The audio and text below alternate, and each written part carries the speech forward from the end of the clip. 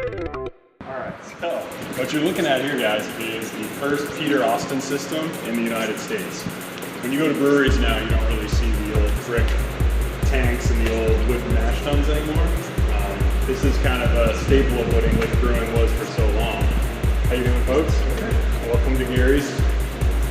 So when D.L. Geary decided he wanted to brew beer in Maine, he was in love with pale ale. That is his favorite style of beer, and in order to brew an authentic pale ale, he went over to the UK and studied for 3 years, from '83 to '86, while his wife Karen was here raising money to open this place.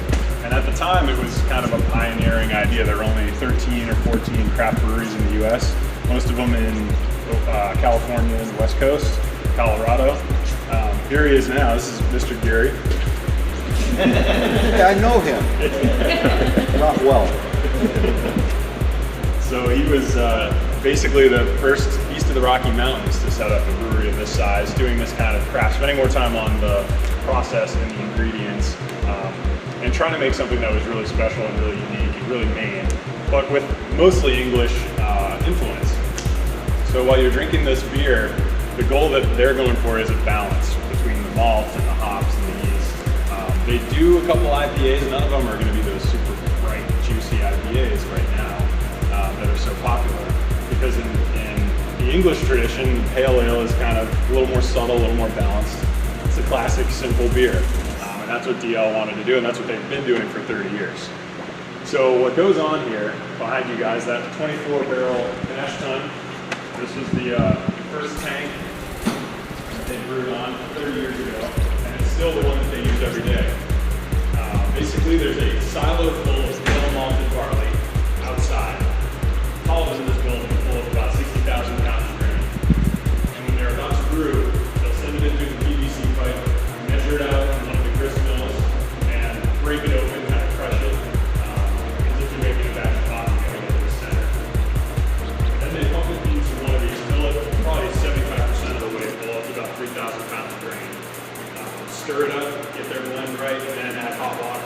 What that does is it starts activating the enzymes, which turn the starches and the grain into simple sugars so that it's digestible and fermentable to the yeast. So they say brewers make wort and yeast makes beer. And that makes a lot of sense. This is a big part of the brewer's job, is getting this grain recipe right. The more sugar you're able to extract, the more alcohol you can get out of your beer later on. So it gets pretty hot in here during this part of the brewing process. And when it's all said and done, about an hour and a half later, the brewers have to climb in, scoop out all that spent grain, which we ship off to a farmer who takes it to his cows.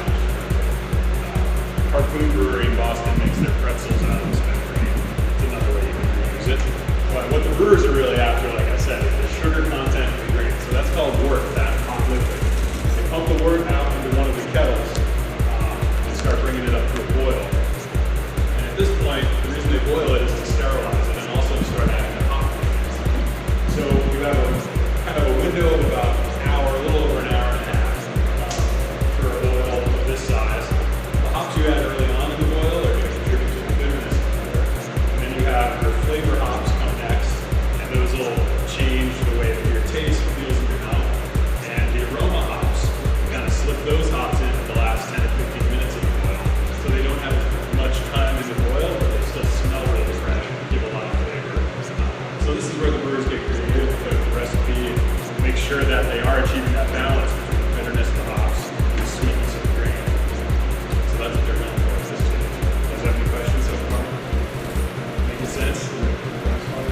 Yeah, natural gas on heat. And that's why you see the brick, because back in the day, hundreds of years ago, it was probably a wood fire underneath, and the brick was a great insulator to keep it hot and be able to bring it up to a boil faster. Nowadays, it's kind of a hybrid between the old school brick and having that nice gas burn. Like I said, this is the first Peter Austin brewing system in the United States, so it's pretty cool to think that we're still using it. They've been making beer for hundreds of years in Europe. Kind of just picked up an English brew house and plopped it in for me. If you guys are familiar with Shipyard and Gearys downtown, they're also starting Peter Austin system back in the day. So it was kind of Gearys was first, and then Shipyard and Gearys popped up. And a guy named Alan Pugsley, who's a big name in the brew, he's the one who helped Geary set this place up and consulted him. He was the head brewer here for a while. He went on to Shipyard where he was the head brewer. allowed to brew a whole thumper in the United States. He was kind of the stood of that recipe. I think after 40th birthday. So it's pretty cool to talk with DL Geary about how far the craft beer world has come. Because in the 90s, when this was really taking off and expanding, everybody wanted to have Gearys. Nowadays, there are 4,000 craft breweries in the United States. People who are more grown in South Carolina to drink a local South Carolina beer. So it's kind of a battle right now in the market, which is pretty exciting. We have to keep changing up our recipes and trying new things and keep people interested. We have the loyal Gearys lovers who are from Maine, like you said. Pale Ale is definitely the unofficial mascot for us. So yeah, there's a lot of new beer being made in town. So it's cool to just get to know what each brewery's doing differently. It's a pretty good time for craft beer, I'd say. Follow me this way, guys. The next step of the process is the fermentation, which is when your wort turns into beer. Our spice rack over here. So, like I was saying, about 3,000 pounds of pale malted barley for a batch of 24 barrels of beer. These specialty malts, though, if you're trying to get a little more bitterness or a little more sweetness, they also contribute to the color of the beer. HSA's got a lot of the crystal malt in it, and I bet you can tell what kind of beer you make out of that. The stouts and the porters, something with a nice dark cocoa or coffee flavor. You can take a pinch of this stuff and try it if you like. Taste a little bit of the bitterness and a little bit of the sweetness too in that crystal malt. Would you like to try some?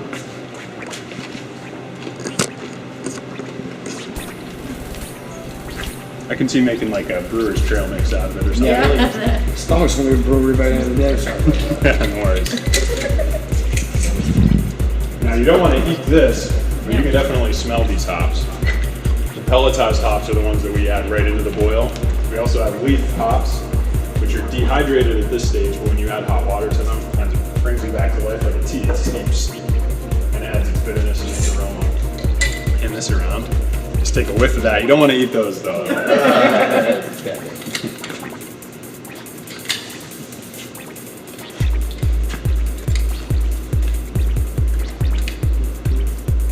Cascade is, I think, the most popular hop being used right now. It smells like an IPA to most people.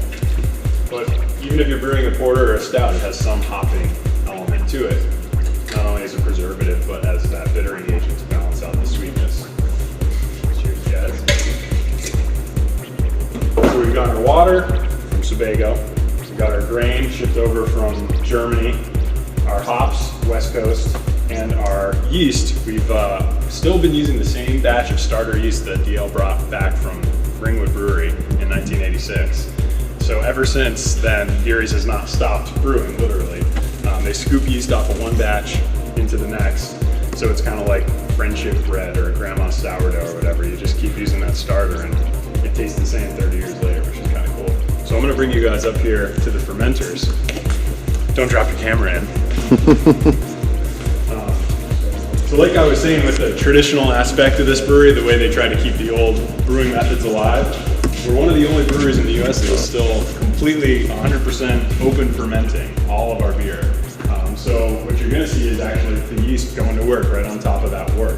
When you add the yeast, it starts eating the sugar, the stuff that we taste right now, and turning it into beer. 5 days later, you've got your 5% or 6% ale. Lagers take a lot longer. The yeast is kind of floating around at the bottom and they have to be a lot cooler.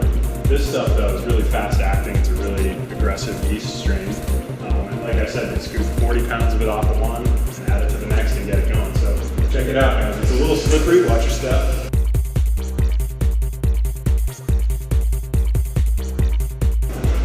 So what you're looking at here, guys, like I was saying, this is the yeast starting to ferment the beer. They just added this batch. The other stuff you can see has got a couple more days to go. Yummy. This is where your beer is born. You can see the residue on the side of that one. That's how high it raises up. Kind of like, bread expands a little bit. And then it sinks back down as the yeast goes dormant once it eats all its sugar. Ferments it into alcohol. The other byproducts of this process are heat, which is why you can see the temperature control coils. Those are pumped with cold water. You want to keep it at about 68 or 70 degrees during the fermentation. and CO2, which is why this method is so cool. It actually, the fermentation itself protects the beer underneath. Carbon dioxide being a toxic gas, pests stay away, bacteria can't survive in it. So as it ferments, it's protecting itself, and that's why you might get a little lightheaded up here. Not as much oxygen as usual. Yeah, any questions about this fermentation, guys? Takes about, like I said, 4 or 5 days in the tank. Are these all different beers? Yeah, I can tell which beers they are usually by the color of that residue up on the side. Like that one's a lot darker, so I'm thinking that might be the HSA or something with a little bit of that dark grain in it. And then this stuff looks a little bit lighter, so it could be our pale ale or something like that. Versus that one over there is probably the porter.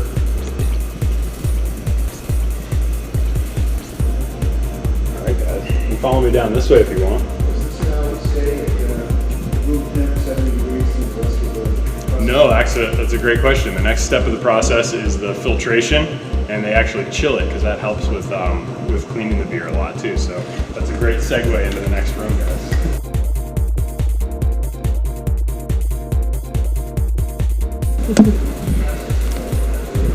So the final step of the beer process is the conditioning. This is where the science of it is a little bit over my head, but I'll do my best. Basically, when you start chilling the beer, it does a lot of the filtering for you because the bright beer is left on top, and all the proteins and yeast that might have snuck through start clumping together and falling down to the bottom. So then they pump the bright beer from one tank through a few different filtering methods, and then into another tank where they chill it even further down to about 40 degrees, I think, and that's the bottling tank. That's where they prep it, test it, quality control, make sure it tastes right, and also carbonate it as well. They force carbonate it with a carbonation stone, and then it's ready for the bottling line, which is actually around the corner if you guys want to check it out. You want to see where we package it? All right, let's do it.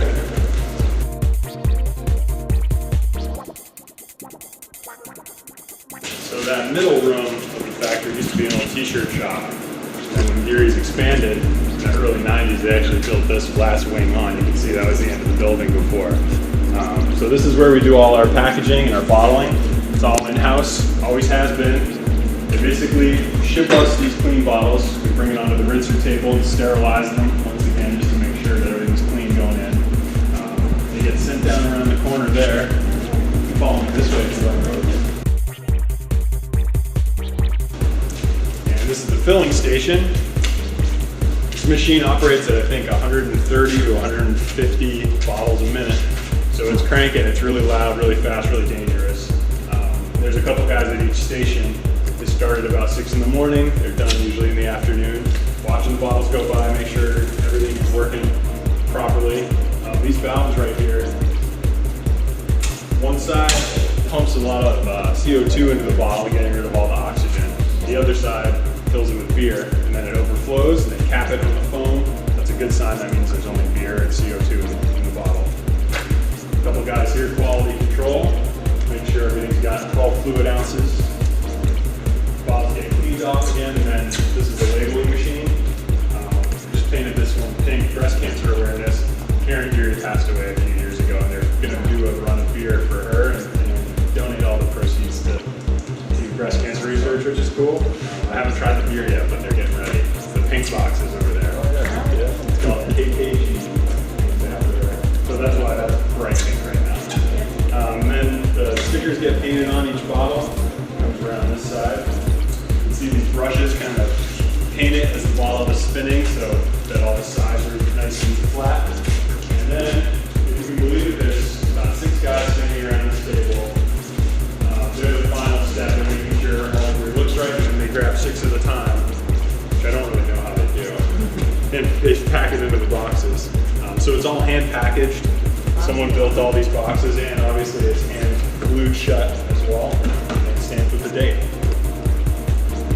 So from start to finish, it is a very small-time operation, family-run business still, DL still here, making sure everything's going all right. And it's pretty cool to see this place in action because they've been doing it for so long. They're a well-oiled machine. When it comes to cans, though, you can see all those empty cans behind you.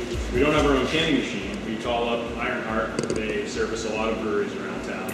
They show up with their mobile canning machine, and we plug in a line of beer for them, and they are able to fill 2 pallets worth in 7 or 8 hours. So that's